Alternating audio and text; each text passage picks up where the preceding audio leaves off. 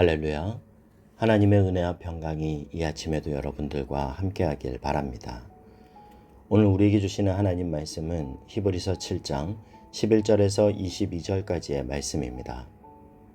레위 계통의 제사 직분으로 말미암아 온전함을 얻을 수 있었으면 백성이 그 아래에서 율법을 받았으니 어찌하여 아론의 반차를 따르지 않고 멜기세덱의 반차를 따르는 다른 한 제사장을 세울 필요가 있느냐. 제사 직분이 바뀌었은즉 율법도 반드시 바꾸어지리니 이것은 한 사람도 제단 일을 받들지 않는 다른 지파에 속한 자를 가리켜 말한 것이라. 우리 주께서는 유다로부터 나신 것이 분명하도다. 이 지파에는 모세가 제사장들에게 관하여 말한 것이 하나도 없고 멜기세덱과 같은 별다른 한 제사장이 일어난 것을 보니 더욱 분명하도다. 그는 육신에 속한 한 계명의 법을 따르지 아니하고 오직 불멸의 생명의 능력을 따라 되었으니 증언하기를 내가 영원히 멜기세덱의 반차를 따르는 제사장이라 하였도다. 전에 있던 계명은 연약하고 무익함으로 패하고 율법은 아무것도 온전하게 못할지라. 이에 더 좋은 소망이 생기니 이것으로 우리가 하나님께 가까이 가느니라. 또 예수께서 제사장이 되신 것은 맹세 없이 된 것이 아니니 그들은 맹세 없이 제사장이 되었으되 오직 예수는 자기에게 말씀하신 이로 말미암아 맹세로 되신 것이라. 주께서 맹세하시고 뉘우치지 아니하시리니 내가 영원히 제사장이라 하셨도다. 이와 같이 예수는 더 좋은 언약의 보증이 되셨느니라. 아멘.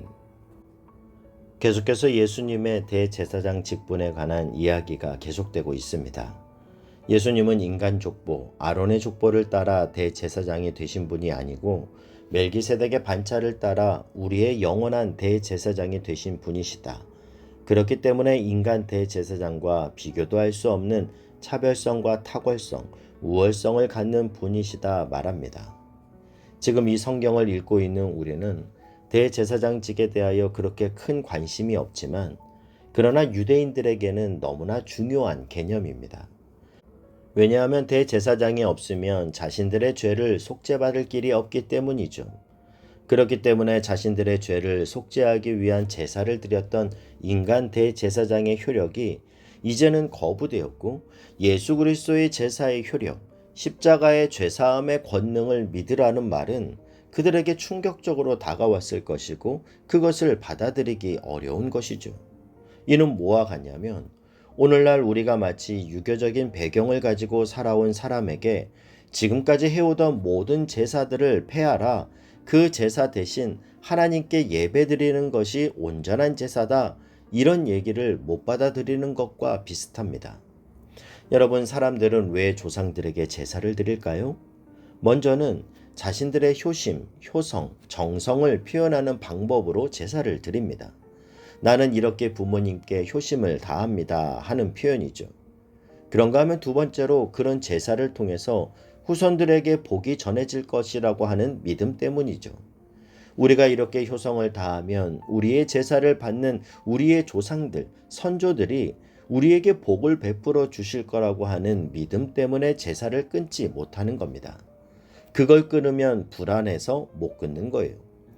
그래서 그 복이 조상에게서 오는 것이 아니고 하나님으로부터 오는 복이 진정한 복이라는 게 이게 믿어지면 그때 끊을 수 있는 거죠. 제사를 못 끊는 이유는 본질적으로 불안하기 때문입니다. 이렇게 제사 하나도 불안해서 끊지 못하는데 유대인들은 어떻겠냐라는 거예요. 그러니까 예수 그리스도가 단 한 번의 제사로 우리의 죄를 사하셨다, 그걸 믿었다가도 옆에서 제사를 드리는 사람을 보면 또 불안한 마음이 흔들리는 거예요. 그리고 그들이 또 부르지 않겠습니까? 와서 같이 제사 드리자. 제사 안 드리고 무슨 죄사함이 있냐? 이처럼 율법에 익숙한 유대인들이기 때문에 그걸 불식시킨다는 건 보통 어려운 일이 아닌 겁니다. 그래서 예수 그리스도의 대제사장 되심에 대해 히브리서는 여러 번 계속해서 강조하고 있습니다. 이런 이해를 가지고 말씀을 살펴보면요. 11절 말씀을 보겠습니다. 레위 계통의 제사 직분으로 말미암아 온전함을 얻을 수 있었으면 백성이 그 아래에서 율법을 받았으니 어찌하여 아론의 반차를 따르지 않고 멜기세덱의 반차를 따르는 다른 한 제사장을 세울 필요가 있느냐. 지금까지 레위 계통의 제사장들이 행하던 제사 제도, 대속죄일날 대제사장이 지성소에 들어가서 백성들의 죄를 속하는 것으로 우리가 깨끗해질 수 있다면 왜 예수님이 오셨겠느냐? 그리고 그분께서 십자가를 지실 필요가 있었겠느냐라는 겁니다.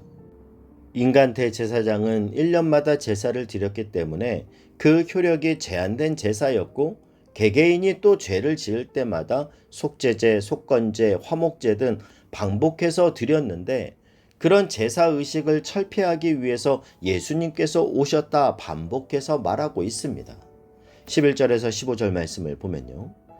제사 직분이 바뀌었은즉 율법도 반드시 바뀌어지리니 이것은 한 사람도 제단 예를 받들지 않는 다른 지파에 속한 자를 가리켜 말한 것이라. 우리 주께서는 유다로부터 나신 것이 분명하도다. 이 지파에는 모세가 제사장들에 관하여 말한 것이 하나도 없고 멜기세덱과 같은 별다른 한 제사장이 일어난 것을 보니 더욱 분명하도다. 레위 계통의 제사장을 통해서 사람이 하나님 앞에서 완전함을 이룰 수 있다면 멜기세덱의 반차를 따르는 특별한 한 제사장을 세울 필요가 없었을 거라는 겁니다. 그리고 예수님께서는 다윗의 후손으로 유다 지파에서 탄생하심으로 제사장은 레위 지파에서 나와야 한다라는 그 율법을 따르는 것이 아니라 하나님의 주권적 역사에 의해 멜기세덱의 반차를 따르는 대제사장이 되었음을 설명하고 있는 것을 보게 됩니다. 16절 17절 말씀도 보면요. 그는 육신에 속한 한 계명의 법을 따르지 아니하고 오직 불멸의 생명의 능력을 따라 되었으니 증언하기를 내가 영원히 멜기세덱의 반차를 따르는 제사장이라 하였도다. 오직 불멸의 생명의 능력, 이 불멸의 생명의 능력을 따라서 예수님은 우리의 대제사장이 되셨다 말합니다. 인간 제사장은 백성들의 죄를 위해 제사를 드릴 때 먼저 자신의 죄를 대속하고 난 다음에 제사를 드려야 합니다. 먼저 자신의 죄를 하나님 앞에서 사함을 받고 그리고 정결해졌을 때 그 신분으로 다른 사람의 죄를 대속하는 자리에 나아갈 수 있는 것이죠. 그리고 그는 인간이기 때문에 죽을 수밖에 없는 존재지만 불멸의 생명의 능력을 가지신 분, 영존하시는 하나님의 능력을 가지신 분 예수 그리스도께서 이제 인간의 몸으로 우리의 대제사장직을 수행하기 시작했다라는 겁니다. 18절 이하의 말씀을 보면요. 전에 있던 계명은 연약하고 무익함으로 패하고 율법은 아무것도 온전하게 못할지라. 이에 더 좋은 소망이 생기니 이것으로 우리가 하나님께 가까이 가느니라. 또 예수께서 제사장이 되신 것은 맹세 없이 된 것이 아니니 그들은 맹세 없이 제사장이 되었을 때 오직 예수는 자기에게 말씀하신 이로 말미암아 맹세로 되신 것이라. 주께서 맹세하시고 뉘우치지 아니하시리니 내가 영원히 제사장이라 하셨도다. 이와 같이 예수는 더 좋은 언약의 보증이 되셨느니라. 유대인들이 대속죄일날 제사 한번 드리거나 6월절에 제사를 드리면 그 제사에 희생되는 양이 무려 22만 마리나 된다라고 하는 기록이 있는데요. 여러분 한번 상상해 보십시오. 성전이 있는 예루살렘이 온통 짐승의 피로 강을 이루고 온 마을 전체가 피비린내가 나지 않겠습니까? 죄를 용서받겠다고. 그러고 나서 또 죄를 짓고 또 제사 드리고 그런 일을 반복해 온 거예요. 그래서 이전에 그런 계명은 연약하고 무익함으로 패하고 더 좋은 소망, 예수 그리스도를 하나님이 우리에게 보내주셨다라는 겁니다. 여러분, 예수님만이 우리의 소망이십니다. 반복된 제사의 굴레에서 벗어나지 못하던 우리에게 오셔서 십자가를 통해 단 한 번의 제사로 죄사함의 은혜를 주셨습니다. 그렇기 때문에 예수 그리스도를 붙드는 자는 소망을 붙드는 자입니다. 우리가 오늘도 우리의 소망 되시는 예수 그리스도의 통치 아래 하나님의 영향력 아래 거한다면 힘들고 어려운 눈물 나는 이 세상 속에서도 소망 가운데 살아가는 은혜가 있을 줄 믿습니다. 제사의 굴레를 폐하시고 율법을 완성시키기 위해 오신 주님은 십자가를 통하여 우리의 죄의 굴레를 끊으시고 어둠에서 빛으로, 죽음에서 생명으로, 절망에서 소망으로 우리를 옮겨주셨습니다. 그래서 예수님께 소망을 두는 자는 두려워하지 않습니다. 예수님께 소망을 두는 자는 결코 낙심하지 않습니다. 예수께 소망을 두는 자는 그 소망을 붙들기에 무릎 꿇어 기도합니다. 여러분, 예수 그리스도는 우리의 죄를 십자가로 사해 주시고 그를 믿는 모든 자에게 구원의 소망이 되어 주시는 줄 믿습니다. 성경에 나오는 수많은 믿음의 선조들은, 그리고 우리의 믿음의 어르신들은 이 소망을 붙들었기 때문에 세상에 비굴하지 않고 당당했습니다.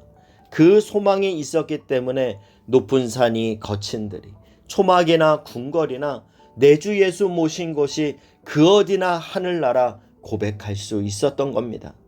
오늘 어디에도 소망을 찾을 수 없어 방황하며 흩어지는 마음을 붙들고 이 땅을 살아가는 저와 여러분에게 시편 62편 5절의 그 고백이 믿음의 고백이 되기를 바랍니다. 나의 영혼아, 잠잠히 하나님만 바라라. 무릇 나의 소망이 그로부터 나오는도다. 오직 그만이 나의 반석이시요 나의 구원이시요 나의 요새이시니 내가 흔들리지 아니하리로다. 이 믿음의 고백으로 오늘도 우리의 대제사장 되시는 주님과 소망 가운데 희망의 발걸음을 내딛는 저와 여러분이 될 수 있길 주님의 이름으로 축복합니다. 기도하겠습니다. 사랑하는 하나님, 주님만이 나의 힘이요 주님만이 나의 소망이십니다. 그 주님을 내가 영원히 의지하오니 소망의 빛으로 나를 덮어 주시옵소서. 예수님의 이름으로 기도하옵나이다. 아멘.